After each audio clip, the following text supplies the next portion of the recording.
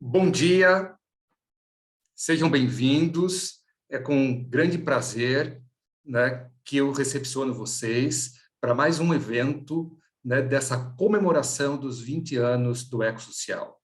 Encontros que mobilizam. E o tema de hoje, biografia e liderança. Como que esse tema vai estar sendo trabalhado por nós? Nós passaremos primeiro falando sobre as fases da vida, imagens, tônicas e desafios de cada fase da vida. Falaremos sobre como as competências são construídas e a amplitude de visão, principalmente no âmbito organizacional, é desenvolvido também. Falaremos sobre as fases da liderança e sobre as crises de desenvolvimento que todos os seres humanos passam, também focando as crises de desenvolvimento dentro do ambiente organizacional. Bom, o Ecossocial, ele nasce há 20 anos, e esse é o propósito: apoiar o ser humano na aventura de tornar-se livre para assumir seu lugar único na vida, na construção de organizações saudáveis e na evolução da sociedade. Então, eu sou um dos fundadores do Ecossocial, e, novamente, dou as boas-vindas a todos vocês que estão participando e celebrando junto com a gente. Hoje somos um grupo de 29 consultores e coaches. Apresentando um pouco quem eu sou, então eu sou Matias Klink, tenho 56 anos, atuo atualmente dentro do Ecossocial como consultor organizacional, como coach de executivos, aconselhador biográfico e professor e palestrante. Eu sou formado em Engenharia Elétrica pela Unicamp e tenho pós-graduação em Administração Mercadológica e Financeira pela FGV. Depois eu fiz MBA Internacional na FIA-USP e, mais recentemente, uma pós-graduação em Psicologia Analítica e Junguiana. Eu, basicamente, iniciei minha carreira, que hoje completa 33 anos, trabalhando na PricewaterhouseCoopers, depois na Ernst Young, Arte Delito, e desde os 35 anos eu fui convidado para ajudar a organizar o que hoje é o Ecossocial. Eu sou responsável por duas iniciativas dentro do Ecossocial e que estão diretamente conectadas com esse tema, que é biografia e liderança. A Adiopos, né, Encontros, Conversas e Caminhos, tem como base levar a biografia humana e suas relações para o mundo organizacional, para o mundo do trabalho. E Quintessência na Liderança é um programa de desenvolvimento de líderes baseado na metodologia Quintessência, criada por um dos meus parceiros do Ecossocial, que é Rubens Guimael. A primeira reflexão, para a gente começar e dar a tônica do que vamos trabalhar hoje. Então, chega um momento na vida do ser humano em que ele é convidado a visitar seu próprio interior. Que momento será esse? Vamos falar também.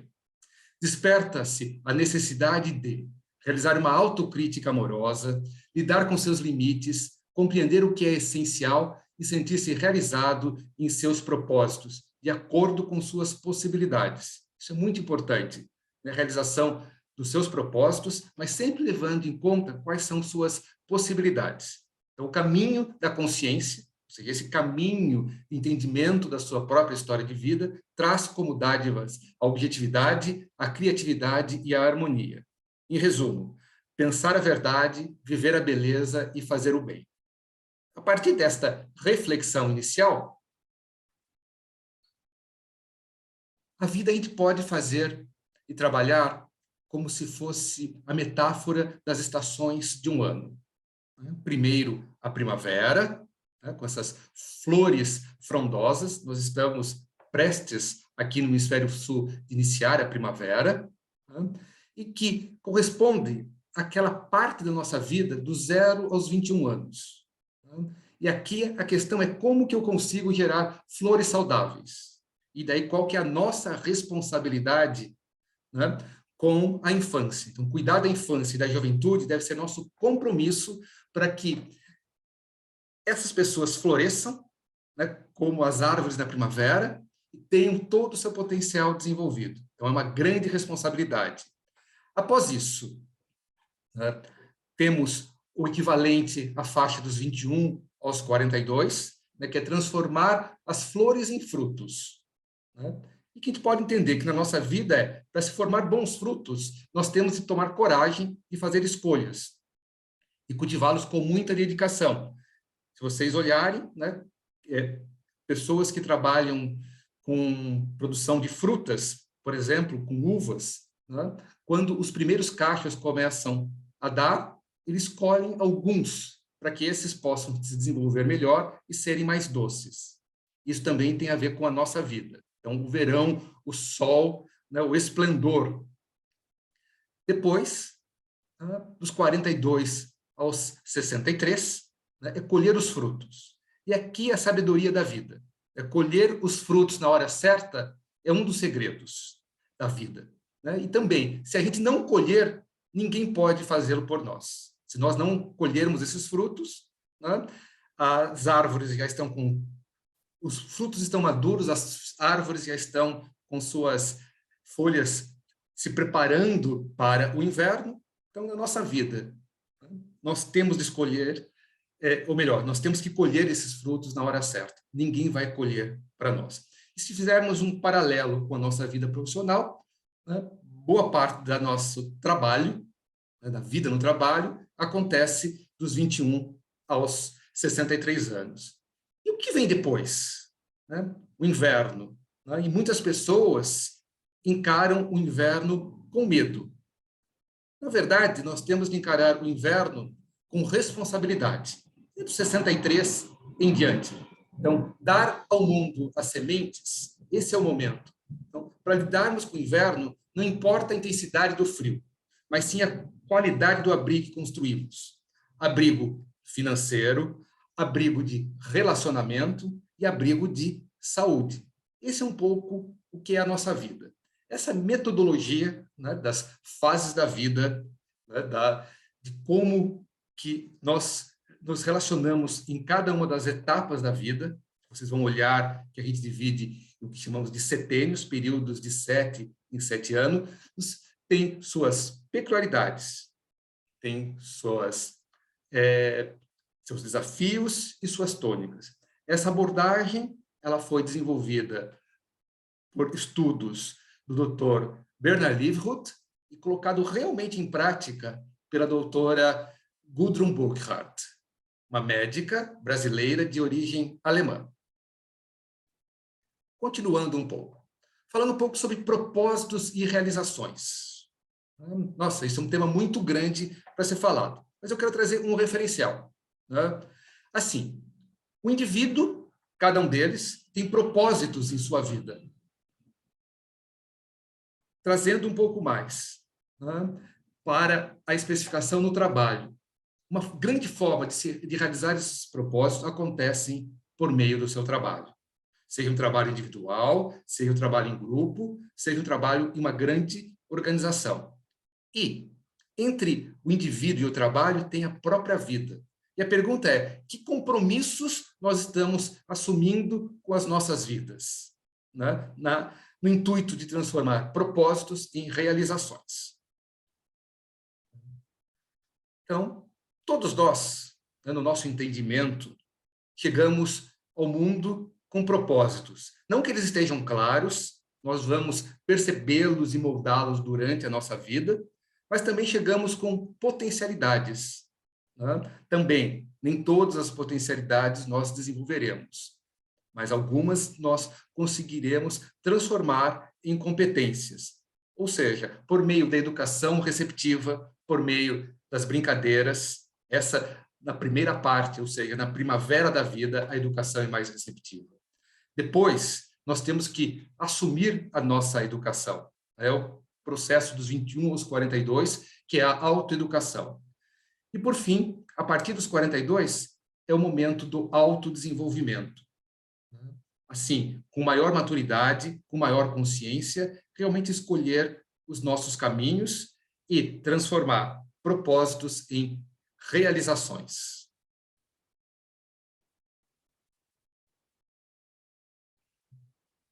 Bom, eu vou trazer para vocês, né, algumas das tônicas e desafios de cada uma etapa. Comecei pelos 21 anos, porque o objetivo aqui é falar sobre o mundo do trabalho. Existem também imagens para até os 21 anos.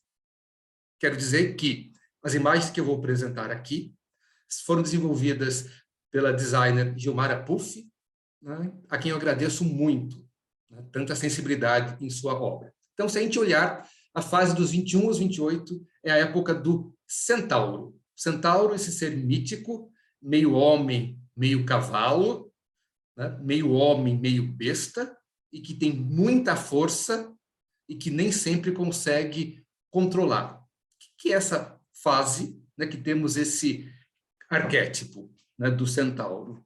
A gente pode dizer que é o momento da vida em que nós buscamos um lugar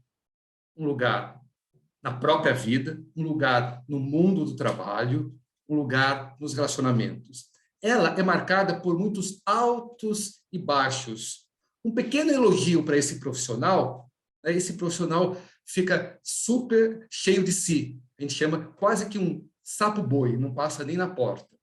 Mas também uma pequena crítica também faz com que esse profissional se sinta muito diminuído, né, e vire quase uma ameba e passe por baixo de qualquer lugar. Então, altos e baixos, é muito da tônica. E esse profissional, né, normalmente, recém-saído da sua formação técnica formal, muitas vezes da faculdade, é o momento da experimentação.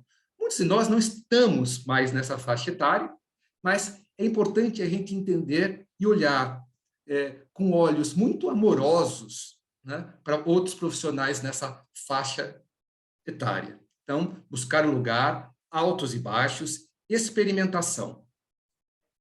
E, por outro lado, que tipo de visão da organização e do mundo que tem esse profissional normalmente? Ele tem muitas competências técnicas, e essas competências são necessárias, mas ele tem uma visão ainda das tarefas, aquele pequeno nicho de que ele cuida, que ele dá conta. Ele ainda não consegue, normalmente, perceber as interconexões entre as diversas tarefas. Eu quero que vocês olhem nessas faixas etárias como uma referência, isso não é matemático. Isso pode antecipar um pouco, postergar um pouco, mas isso é que faz parte das nossas leis biográficas. Então, 21, 28 anos, e daí a gente tem a transição para o próximo. Aqui é muito importante a gente falar sobre a experimentação, né? Experimentação na vida. Então, é importante que essa pessoa, esse indivíduo, experimente coisas na vida, em relacionamentos, em trabalhos, em amizades, vá normalmente a muitas festas, tem-se muita energia. Só que a parte mais racional, muitas vezes, não consegue controlar os instintos.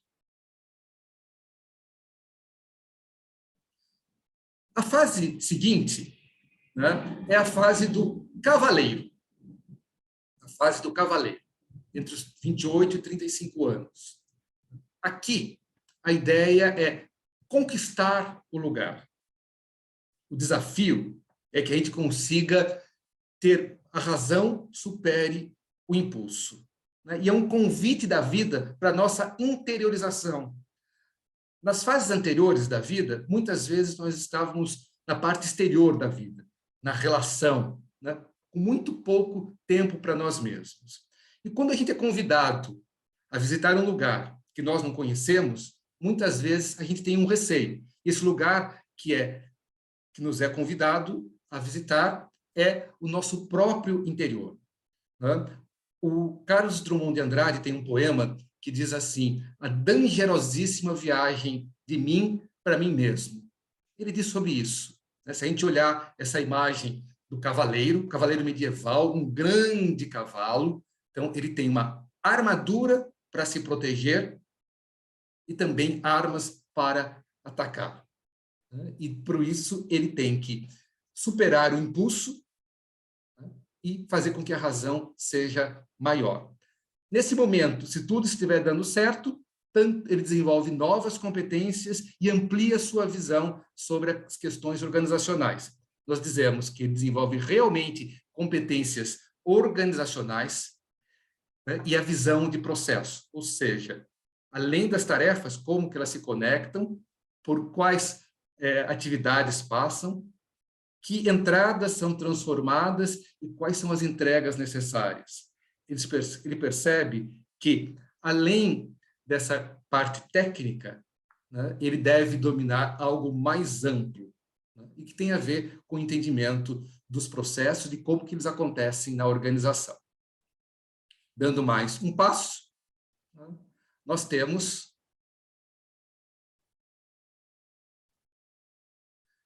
o andarilho. Né? Essa imagem do andarilho. Chega uma época da nossa vida, né, entre 35 e 42 anos, que a vida nos convida a descer desse cavalo e caminhar lado a lado com ele. Ou seja, estar com os pés firmes no chão. Né? Muitas vezes, né, esse é um convite que nós podemos exercer de forma consciente, mas nem sempre ela é feita de forma consciente. E a vida, muitas vezes, nos derruba do cavalo. O que é derrubar do cavalo? Nessa época, um pouco mais. Muitas vezes, uma grande crise, uma morte em família, uma doença, uma demissão. Né? Então, a gente tem que ficar muito atento a isso. Muitas pessoas, na primeira oportunidade, né, em vez de caminhar lado a lado com o cavalo, né, tenta, com todos os esforços, subir no cavalo novamente e continuar sua toada.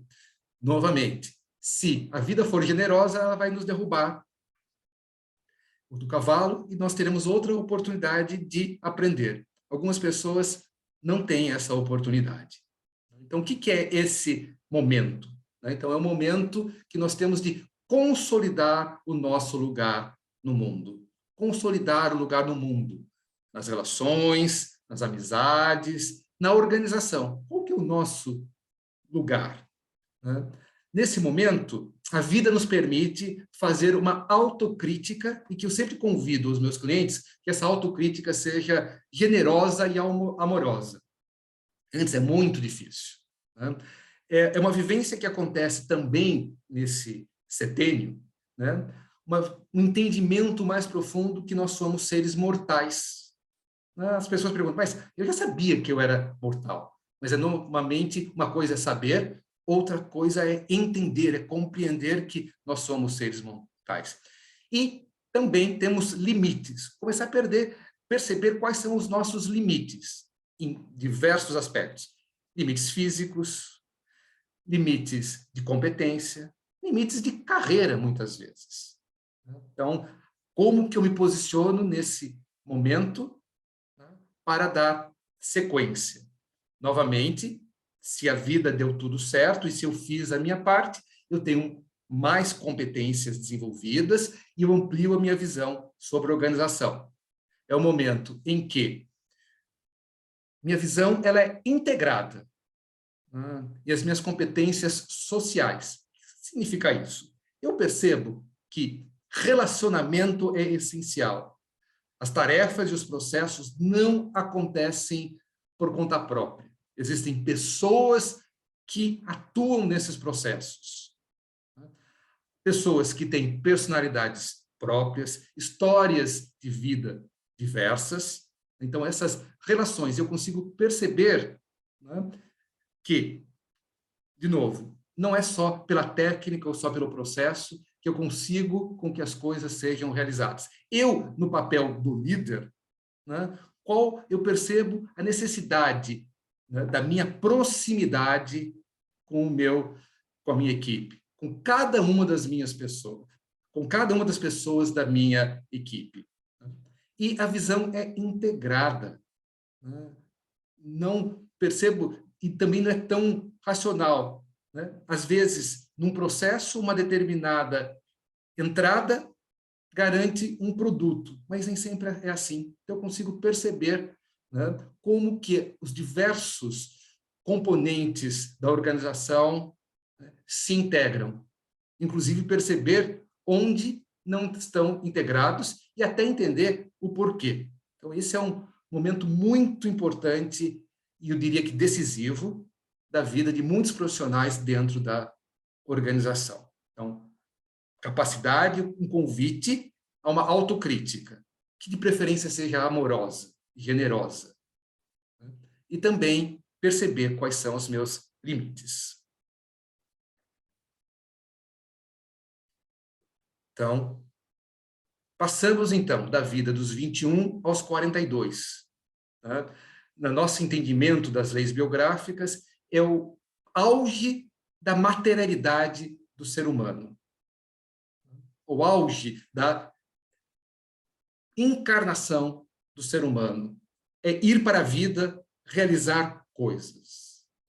Chega um momento que começa essa transição, que é no setênio anterior, normalmente por volta dos 37 anos, em que a gente entra em contato novamente com a pergunta: o que eu vim fazer aqui?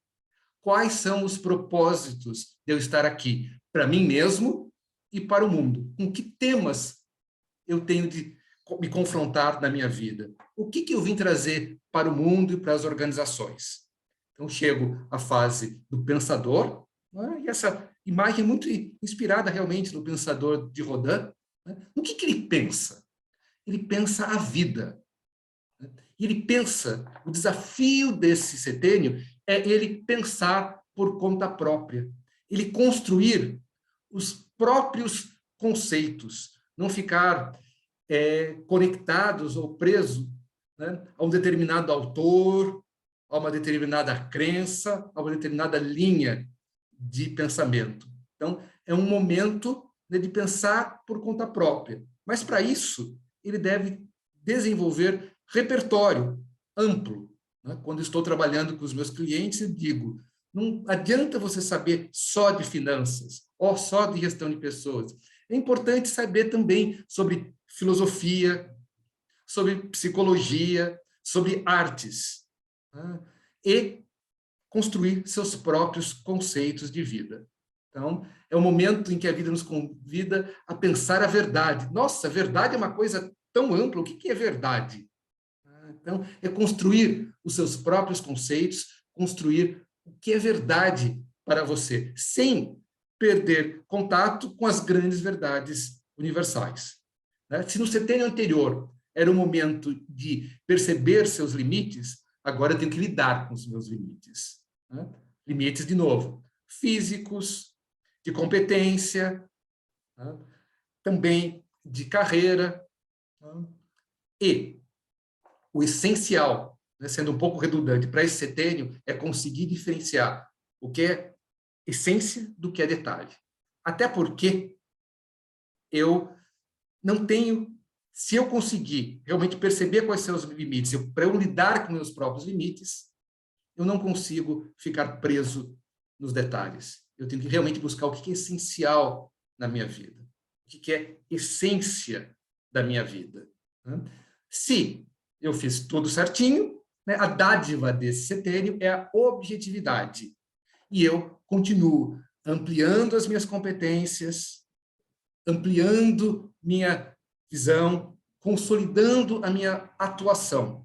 Nós veremos um pouco mais tarde que fase que corresponde isso à liderança. Então, é o momento que nós dizemos, né, que é o momento das competências conceituais. Eu consigo criar o meu próprio conceito sobre as coisas. Eu não perco os referenciais, mas eu começo a pensar por conta própria. E agora, se eu tenho antes eu tinha uma visão integrada da organização, de forma plana, eu já consigo ter uma visão panorâmica, eu consigo imaginar toda a organização, inclusive de forma mais específica, como que ela se relaciona com o seu ecossistema de negócios. Então, 42 a 49. Vamos mais um passo aqui, né? Que é dos 49 e 56. Eu quero que vocês olhem, né, para essa imagem, a imagem do mago, né? A imagem do mago, né? E o mago é aquele que faz mágica. Mágica com o quê? Com a própria vida. Então, esse é o momento, E esse é um momento crucial, esse setênio. Esse é o setênio que a gente, brincando um pouco com vocês, é o setênio que a gente vai avaliar se a nossa vida deu certo ou não deu certo. Então, um momento muito crítico e que a gente também, novamente, tem que ter essa capacidade de olhar para a nossa vida. Então, esse mago, né, o convite é viver a beleza, né, é viver a beleza, esse é o convite para esse setênio. É perceber-se realizado. Qual que é a alternativa de perceber-se realizado? É sentir-se amargurado. Então, é muito importante que a gente consiga, e os trabalhos biográficos ajudam as pessoas a perceber suas realizações. Né? Em resumo, é mais ou menos assim. Quando estiver chegando aos 56 anos, e é uma construção desse setênio, é olhar para a minha vida. Fiz o que pude, do jeito que pude, do jeito que deu. Estou realizado. E não olhar, não fiz isso, não conquistei aquilo. Né? E olhar a vida, né, de uma forma bastante panorâmica ajuda-nos a ter essa consciência. Né? Essa consciência. A gente fala que, quando a gente faz um trabalho biográfico, o passado a gente não pode mudar, mas a gente pode olhar com outros olhares. Então, esse é um convite. Também, né, meio que nesse balanço do que eu fiz na vida, né, cria-se e constrói essa possibilidade de desenvolver o altruísmo, né, genuíno. Né, o que o outro precisa, o que eu faço para o outro. E a gente vai ver também que o líder nessa etapa, né, ele pode ser generoso ou competitivo. E aqui a grande dádiva desse setênio, o auge da criatividade do ser humano acontece nesse setênio. Mas, de novo, é uma coisa a ser conquistada. Novamente, né, podemos continuar ampliando, né, a nossa compreensão sobre a organização, né, consolidando as nossas competências, mas o que seria importante, né, é que agora a gente consegue ter competências integradoras. Integramos o quê? Integramos pessoas, somos capazes de integrar organizações, né? E a visão estratégica mesmo, ela se consolida nesse setênio. Essa capacidade de entender que, para eu transformar propósitos em realizações, né, eu preciso construir excelentes estratégias que viáveis, né, e essa visão se desenvolve nessa etapa da vida. Mas podem perguntar, isso não acontece antes? Essas coisas não podem acontecer antes? Podem. Nós estamos trazendo aqui algumas reflexões biográficas, né, trazendo o que a vida nos traz normalmente. Então, competências integradoras, visão estratégica. Não é momento, né, para a maior parte das pessoas, principalmente aqueles que têm o caminho da liderança na organização, né, estar competindo, né, com outras pessoas nas questões técnicas. Logicamente que existe o caminho também de se tornar especialista. Mas mesmo os especialistas nessa faixa etária, eles conseguem perceber como que as suas especialidades conseguem ser integradas às demais dentro de uma visão estratégica. Estamos chegando ao último setênio. É o último setênio de vida? Não. A vida não acaba aos 63. O que acontece aos 63? Eu já comentarei. Então, a imagem é desse semeador, que ele está semeando no campo. Ele está semeando no campo. Normalmente, né, a energia física dele é menor. Não que não exista em grande quantidade, mas, né, ele está semeando. Semeando o quê? Eu comento que às vezes, é semear nozes. Ele está plantando nogueiras. Ele não vai, provavelmente, usufruir dessas nogueiras. Então, essa imagem. Eu vou plantar coisas para o mundo, né? Coisas que provavelmente eu não vou ter, não vou me utilizar delas.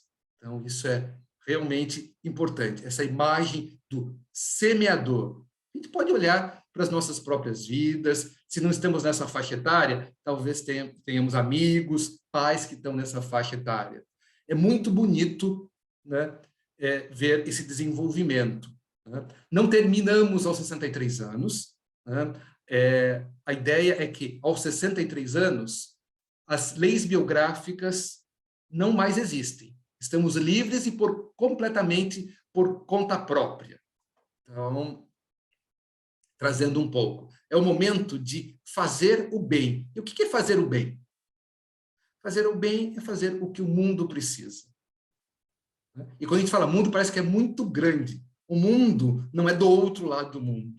O mundo é na minha casa, é no meu condomínio, é na minha cidade, é nas minhas relações. Esse é o mundo. Então, é importante encontrar uma nova missão de vida. Se vocês olharem, né? O centênio anterior é meio que um balanço da vida. O que eu vim fazer aqui, eu devo me sentir satisfeito com o que eu fiz, da forma que eu fiz.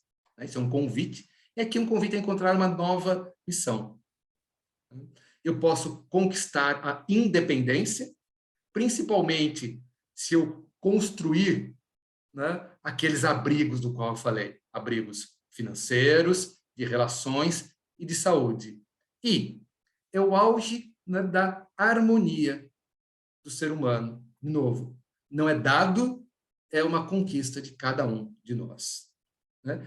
Ainda podemos desenvolver e consolidar competências. Né? Aqui a gente diz que são competências espirituais. É perceber, né, que existe cada vez mais, né, as relações entre as coisas que acontecem na vida e ajudar as demais pessoas a também compreenderem o que é a vida. Muitas vezes a partir da sua própria vida.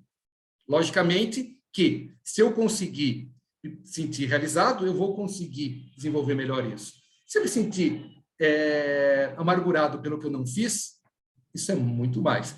Mas o que é importante estou trazendo alguns referenciais de leis biográficas, só que a história de cada um é muito mais rica, está à frente dessas leis. As leis nos ajudam a compreender o que nós antecipamos e quais foram as consequências, o que nós não fizemos ou que adiamos fazer e também quais são essas consequências. Sempre há tempo para nós trazermos significados para a nossa vida. E a visão é a visão intuitiva, né? Também é o auge dessa visão. Então, um pouco das leis biográficas. E nas nossas vidas tem uma coisa muito legal, que são as crises de desenvolvimento. Então, se vocês olharem, né, esse é o mapa que eu mostrei, um mapa de vida. Né? Buscar o lugar, conquistar o lugar, consolidar o lugar. Né?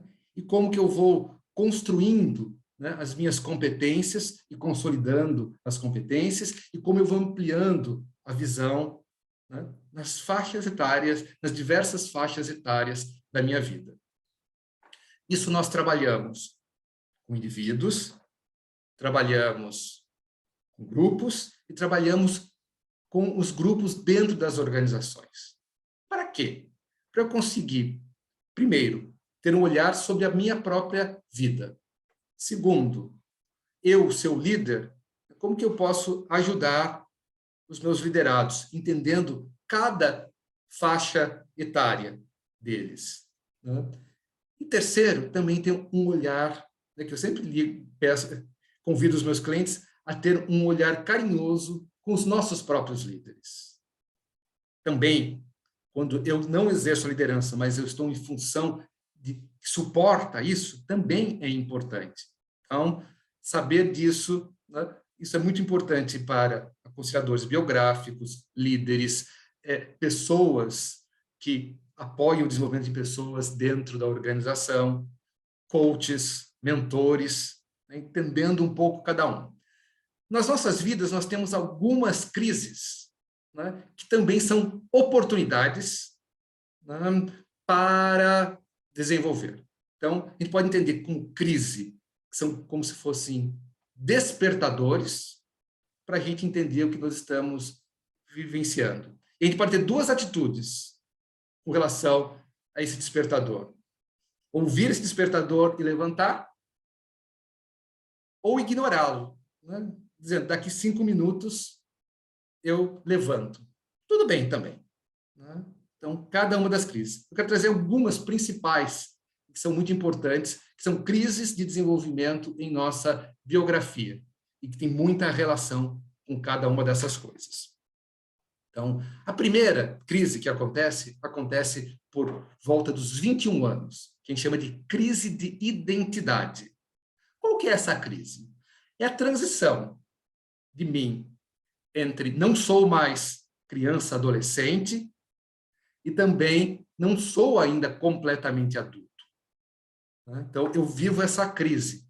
E me aproveito. Né? Eu me considero adulto quando me é conveniente, e eu me considero não adulto também como me é conveniente. Então, essa é uma grande crise, e normalmente ela coincide com a beira da entrada do mundo do trabalho. Essa crise de identidade. Quem sou eu na vida? Quem sou eu na vida?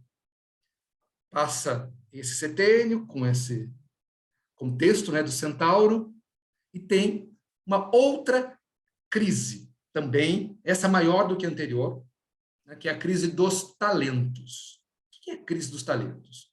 Muitas vezes, né, a gente tem um entendimento de que as coisas são fáceis para a gente na vida. Fáceis. Né? E que a gente se sustenta muito pelas competências técnicas.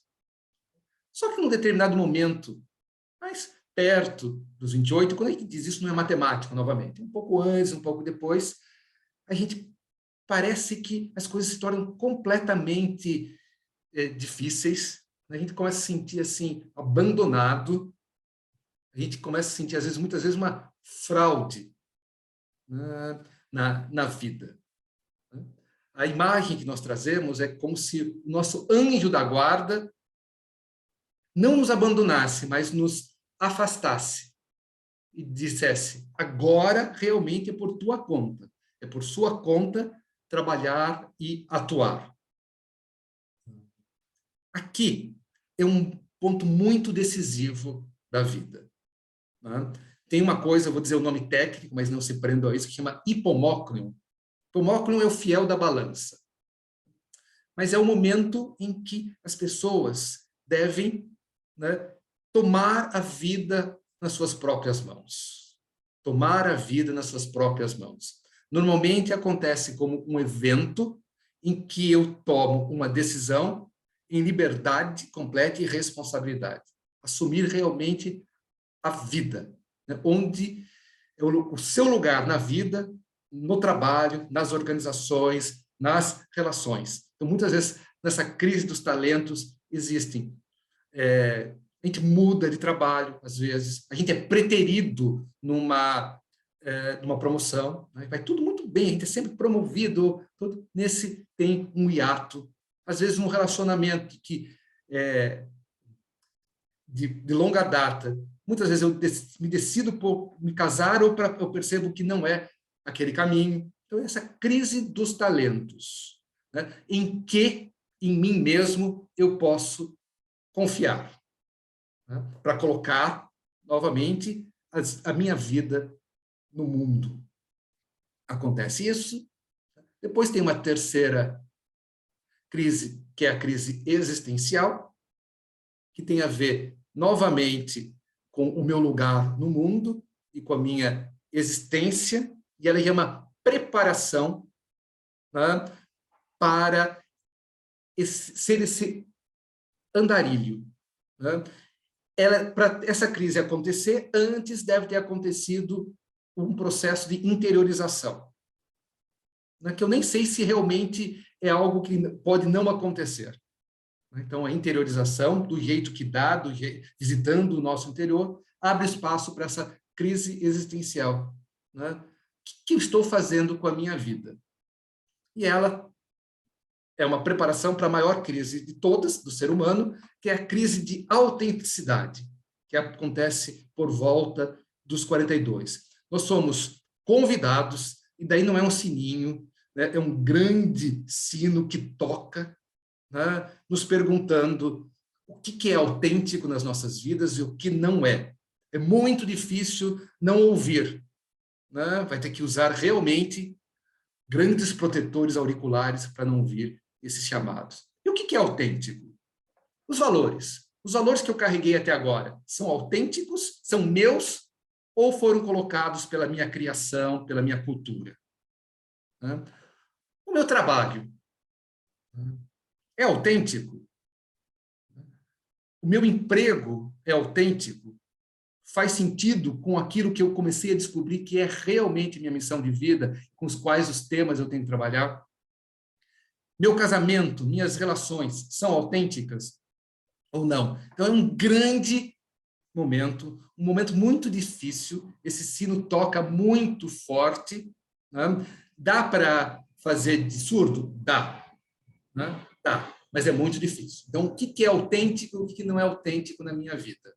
Muitas vezes, o meu casamento é autêntico, mas a forma como está atualmente precisa ser transformada. Ou realmente já não faz mais sentido. Então, como eu construo um divórcio? Minha profissão. Gosto muito da minha profissão, né? Mas não estou no emprego certo, não estou na empresa certa. Né? Ou, realmente, é o momento, talvez, de tudo que eu trabalhei, eu tenho que expressar os meus propósitos de forma diferente, em outra profissão. Então, tudo isso acontece. Né? Então, muitas vezes, o fugir dessa crise, né, é tentar fazer coisas para amenizar esses sinos. Às vezes é algo material, uma casa nova, um apartamento novo, um carro novo, né? Uma mudança estética, plásticas, né? Ou começar a correr. Tudo isso pode ser autêntico, não é um juízo de valor. Mas a gente tem que se perguntar, isso é autenticidade ou é fuga? Continuamos, então essa é a maior crise do ser humano, e eu diria que ela continua vida fora por muito tempo, né? Principalmente até o final do próximo setênio. Lembre-se, então, né, que eu tenho que lidar com os meus próprios limites. E aqui a próxima crise é a crise de potência. Eu tenho menor potência. Né? E sempre, o trabalho que nós fazemos com a biografia, todo o trabalho que nós fazemos de ampliação de nossa consciência é feito às custas da nossa vitalidade. É feito às custas da nossa vitalidade. Então, sempre esse trabalho tem que ser acompanhado com trabalhos de como que eu consigo, no mínimo, sustentar a minha vitalidade. Boas noites de sono, boa alimentação, exercícios, sem ser prescritivo aqui. Mas é a crise de potência. Eu já não tenho, eu estou esbarrando nos meus limites. E não é gostoso esbarrar nos próprios limites. Né? Então, como que eu entendo? Quer dizer, olha, se eu conseguir fazer bem essa diferenciação de essência com os detalhes, eu vou passar melhor essa crise de potência. Se não, então, onde eu vou usar a minha potência? E perceber que a minha potência não vem do meu vigor físico só. Pode vir muito da minha consciência. Consciência que eu sou, consciência do que eu quero fazer, consciência do que eu quero, do que eu posso fazer, do que o mundo precisa. E, por fim, tem mais uma crise, mais um momento. Cada uma dessas crises é um momento de acordar, e que pode ser recuperado uma série de coisas na vida, que é a crise de propósito. O que é essa crise de propósito?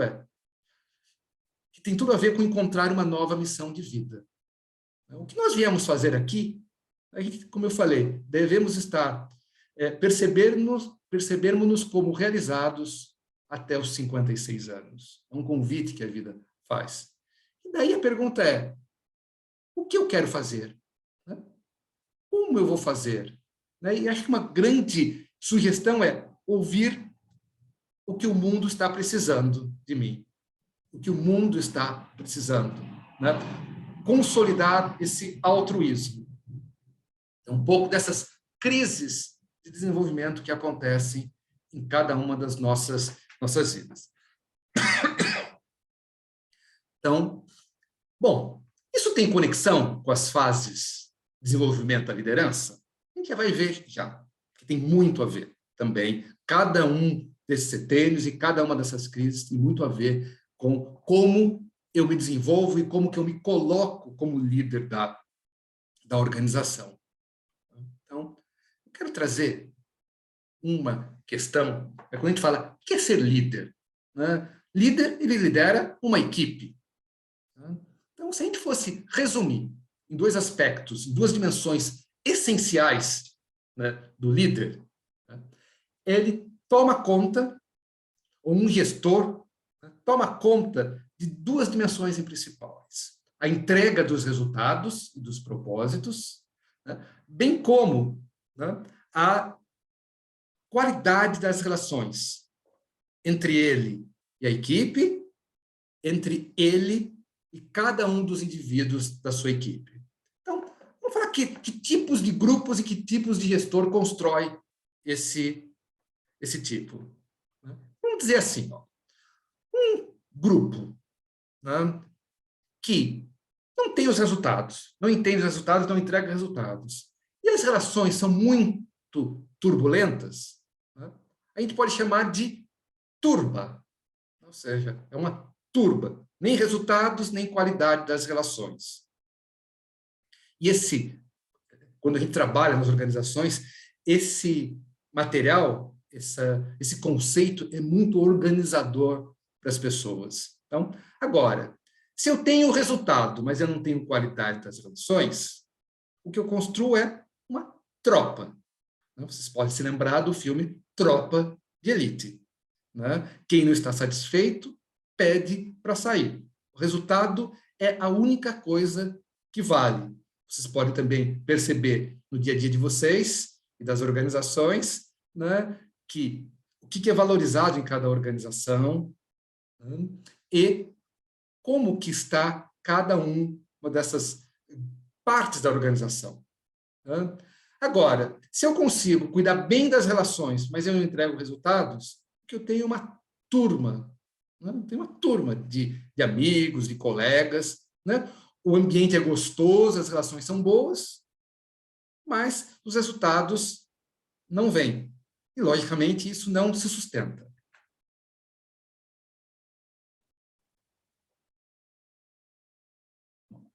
O desafio é como que eu consigo entregar resultados, desculpe-me, e ter uma excelente qualidade nas relações. E daí a gente constrói o time. E o que tem em cada um desses? Que tipo de gestor que constrói cada um desses tipos de grupos? O importante aqui dizer também é que isso não é estático. Isso é no tempo. Se eu tenho um time e ele deixa de entregar resultados, ele vira rapidamente uma turma. Se eu tenho um time e a qualidade das relações, as relações se deterioram, né, viram-se uma tropa. Então, isso é no tempo. Então, se eu tenho uma tropa, e se eu começo a cuidar melhor das relações, eu posso me transformar num time. Então, isso é dinâmico e não estático. Então, um tipo de gestor que nem entrega resultados, nem cuida das relações, nós chamamos de perdido. Um tipo de gestor, né, que não que entrega resultados, mas as relações são ruins, a gente chama de trator. Um gestor que cuida muito das relações, mas não entrega resultados, é o bonzinho. E, por fim,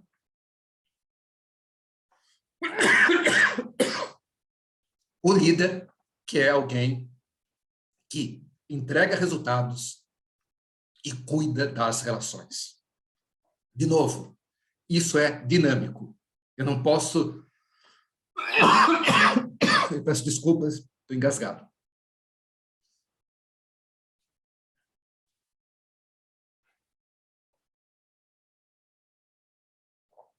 Bom, e de novo, muitas vezes eu acredito que eu sou um líder, mas eu sou um trator. Ou se eu não me cuidar, eu posso me transformar num trator ou num bonzinho, dependendo da personalidade e do contexto organizacional. Então, falando um pouco, né, desse líder, né, quais são as fases de desenvolvimento? E esse líder que algumas vezes está perdido, esse líder que às vezes se transforma em trator ou é bonzinho, quais as etapas da vida dele, né? Quais são as fases, né? Então, durante toda a sua vida profissional, né, o líder passará por várias fases típicas de desenvolvimento que são similares e relacionadas às fases de desenvolvimento dos indivíduos em suas próprias vidas. Estão muitas vezes muito conectadas, né, com essas fases de desenvolvimento que eu apresentei antes. E uma forma para entender como a liderança se manifesta em cada um dos estágios, né, é analisar as questões específicas, ou seja, olhar principalmente as tônicas, os desafios e as correspondentes crises, com a consolidação também das competências e ampliação da visão ao longo da jornada em cada período.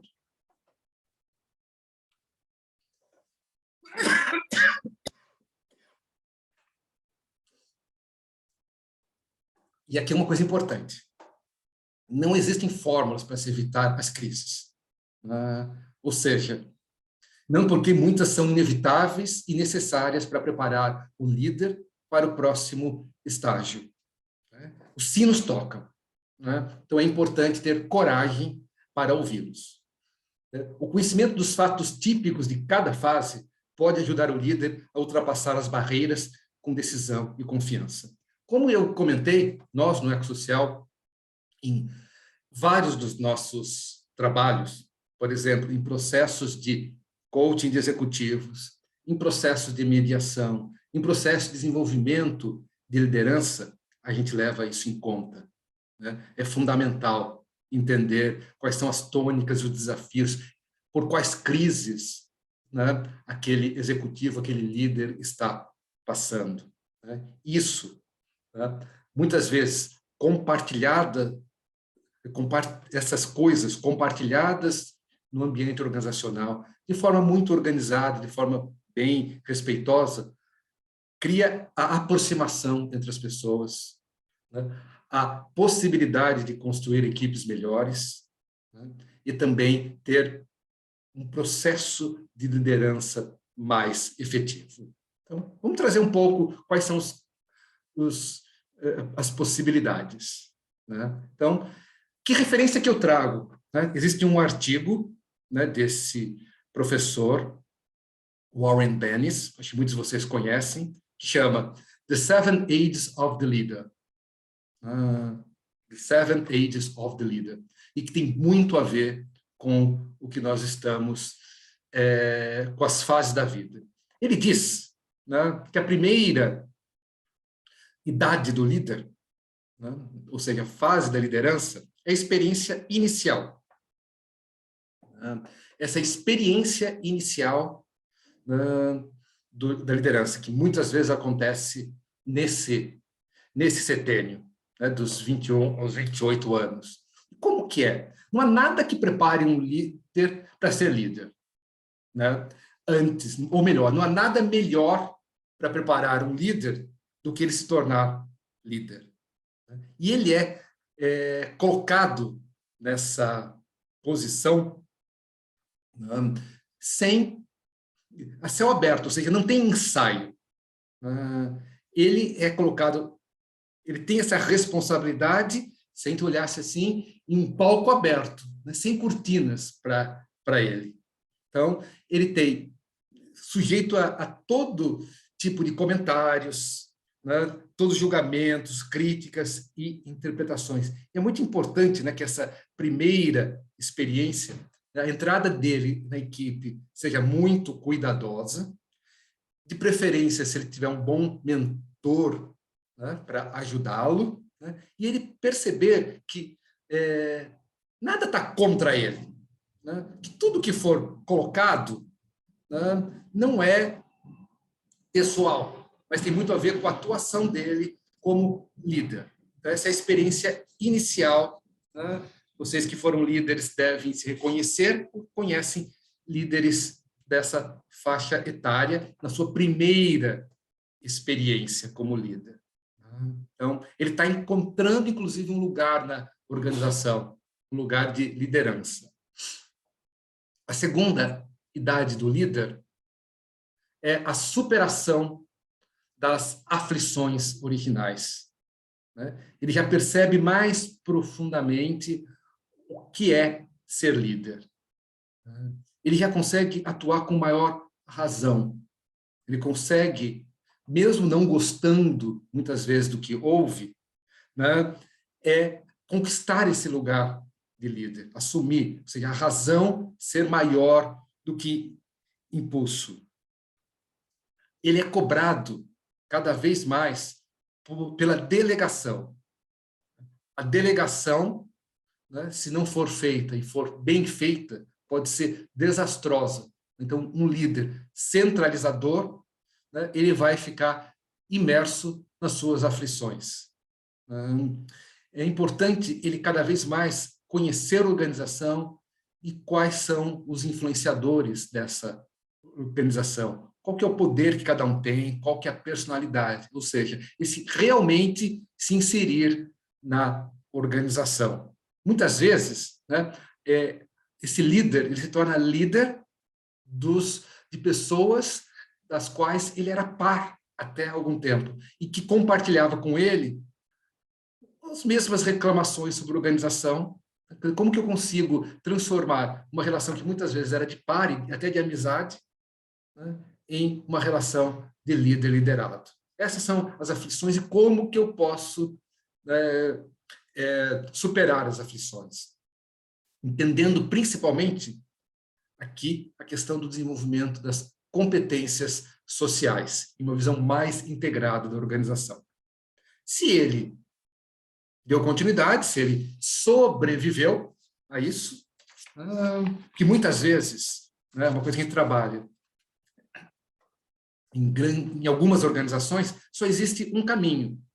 Alguém que se destaca tecnicamente é assumir uma posição de liderança. Muitas vezes, não, todas as vezes sem estar preparado e muitas vezes sem querer fazer aquilo, mas que não tem nem como dizer não para aquele convite à organização. Isso é uma coisa que a gente tem que olhar com muito cuidado, com muito carinho e perceber. Muitas vezes perdemos um excelente especialista ou técnico e ganhamos, se é isso possível, um mau gestor, um líder com uma série de questões. De novo, liderança dá para ser aprendida. Dá para ser aprendida. O líder pode se desenvolver. E nós acreditamos que a base do desenvolvimento do líder é o autoconhecimento dele. É um dos pilares.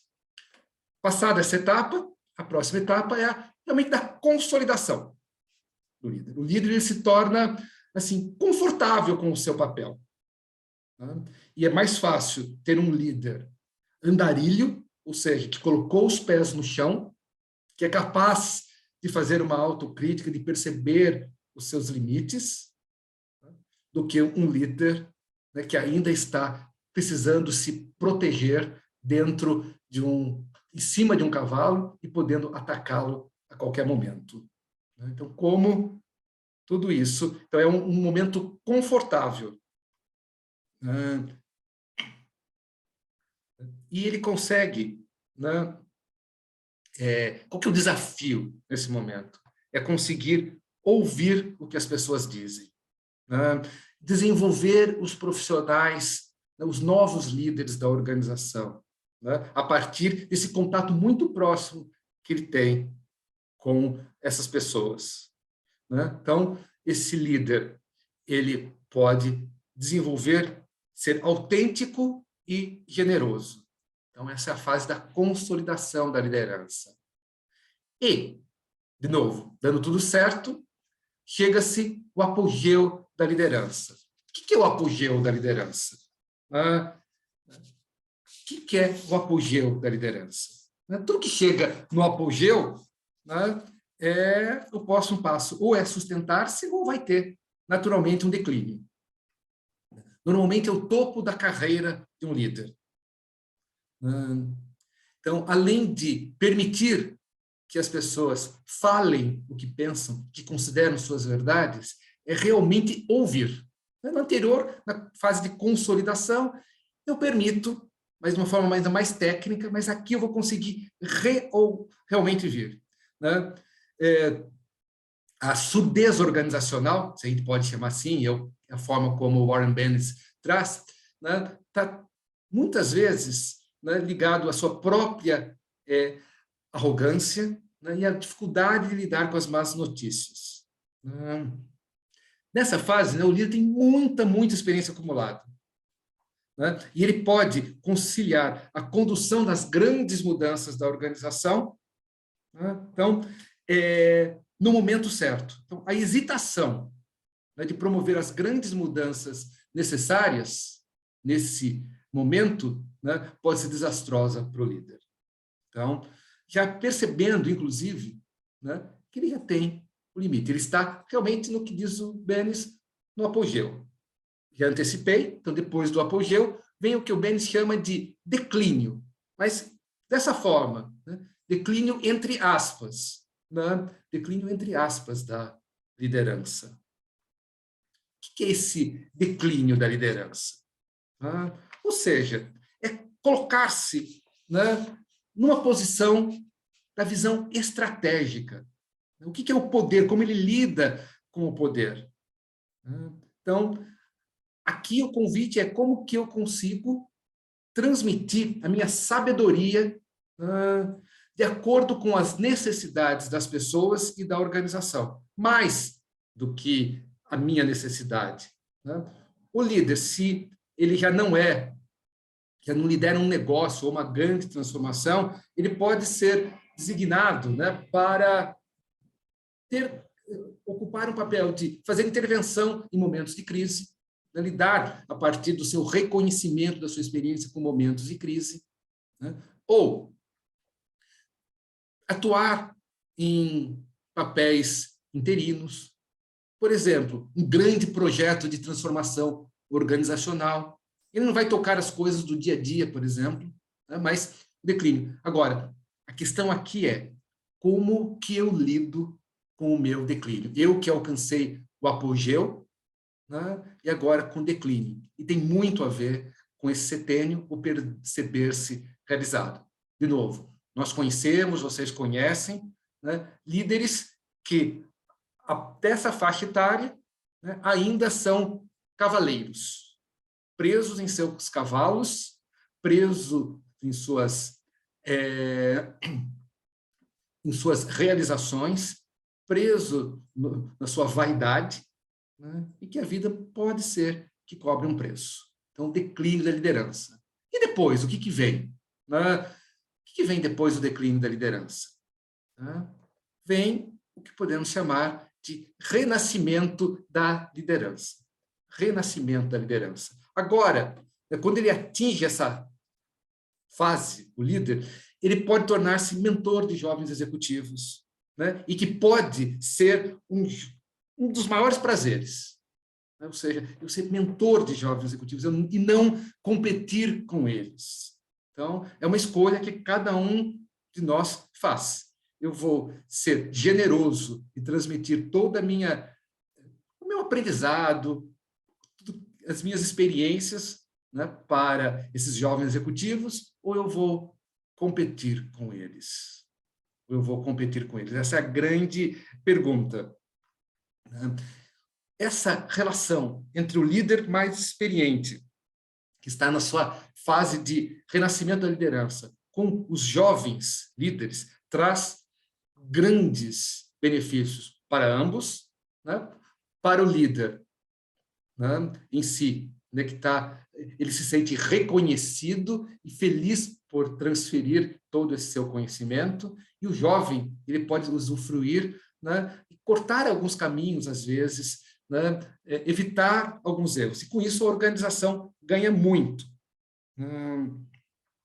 E, de alguma forma, né, esse líder ele consegue consolidar o seu legado nesse processo de desenvolvimento da sua liderança. Ele consegue entender que valeu a pena tudo que ele construiu, né? E agora ele é convidado para construir novas coisas. Talvez até em outras organizações, não a mesma em que ele fez e trabalhou há muito tempo. Dessa forma, né, então, nessa conexão das fases de liderança, né, eu quero trazer algumas reflexões finais. Então, primeiro em que fase de liderança eu me encontro? Quais são os fatores que me indicam isso? Quais são os desafios e crises que eu estou vivenciando? Como eu tenho lidado com eles? Então, esse é um primeiro conjunto de reflexões, né, que eu posso fazer ou eu posso convidar os meus clientes a fazerem. O segundo como estou me preparando para a próxima fase de liderança? Eu estou desenvolvendo as competências necessárias ou eu estou preso a um determinado conjunto de competências? Eu tenho identificado quais são as pessoas que poderão me apoiar, essa rede de relacionamento? Eu tenho construído as alianças de que precisarei? Então, como que eu fiz isso durante a vida? Então, isso vale para mim como líder e para eu tratar com os meus clientes. E muitas pessoas que são responsáveis, né, pelo desenvolvimento de pessoas dentro das organizações, né, conhecer esses conceitos pode ajudar ao desenvolvimento e a sua atuação. Eu gosto muito desse extrato de um poema da Cora Coralina, que diz assim: não sei se a vida é curta ou longa demais para nós, mas sei que nada do que vivemos tem sentido se não tocamos o coração das pessoas. Quero, então, novamente, agradecer a participação de vocês, né? Se quiserem se aprofundar mais no assunto, nos temas, vocês podem entrar em contato diretamente comigo, né? Aí o meu e-mail, meu celular. Se quiserem, né, e convido vocês também a conhecerem todos os serviços do Ecossocial, né, esses serviços consolidados, né, durante esses 20 anos. Estou muito feliz de fazer parte, né, dessa história, muito bonita, nem sempre fácil, mas sempre muito, no meu entendimento, profunda e divertida. E que, de alguma forma, tocou o coração, tocou a mente de muitas pessoas e ajudou muitas organizações. Então, muito obrigado pela atenção de vocês. Vou usar um pouco mais a atenção de vocês para fazer 3 breves convites a vocês, para quem tiver interesse, né? Um primeiro convite, né? Nós já lançamos Vou olhar mais para vocês, né? Nós lançamos mais uma turma do programa Quintessência na Liderança. Ela começará em março. Vocês podem encontrar informações no próprio site do Ecossocial. O segundo, semana que vem, nós faremos uma coisa que chamamos de panorama biográfico. É como montar a sua própria história, né? Será quinta, sexta e sábado. Ainda temos algumas vagas. Quem tiver interesse também pode entrar em contato comigo no Ecossocial, panorama biográfico em grupo. E, por fim, né, meus olhos brilham quando falam disso, né, para ser aconselhador biográfico, existe uma formação que dura 4 anos, quase 4 anos. Né? Eu sou um dos coordenadores e também docente da formação chamada Biografia Caminho Iniciático, formação em aconselhamento biográfico, que acontece em Florianópolis. A próxima turma começa já em novembro. As inscrições estão abertas. Então, muito obrigado. Né? Estou à disposição. Né? Entre em contato quem quiser. Né? E participem também dos outros eventos da comemoração dos nossos 20 anos. Muito obrigado.